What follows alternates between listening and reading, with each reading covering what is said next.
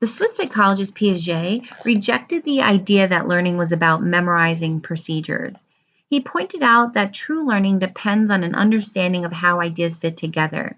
And he thought that students have mental models that map out the way ideas fit together.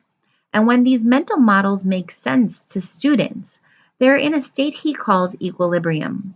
And when students encounter new ideas, they try to fit the new ideas into their current mental models. But when they do not fit, they need to change these models. And that he calls is a state of disequilibrium. The process of disequilibrium sounds uncomfortable for learners, but it is disequilibrium, he claims, that leads to true wisdom. And Piaget states that this is essential to learning. If we want students to be making mistakes, we need to give them challenging work that should be difficult for them so they can prompt disequilibrium.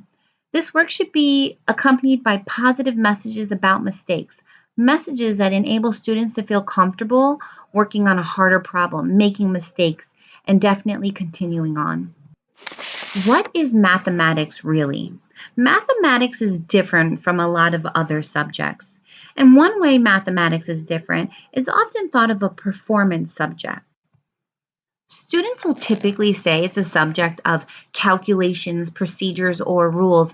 But if you ask a mathematician what math is, they will say it's a study of patterns or creativity and a beautiful subject. To really understand the real nature of mathematics, it's helpful to consider the mathematics in the world, the mathematics of nature, the patterns that are through the ocean and wildlife structures, and rainfall and animal behavior and social networks. And they fascinated mathematicians for centuries. The golden ratio is one of those fascinations. It exists throughout nature. The spiral in pine cones, flowers in pineapples, they all produce the golden ratio. Mathematics is also used by animals.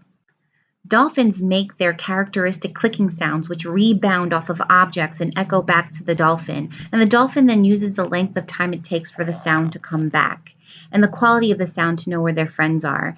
This is the same as a rate question that are given in a math class.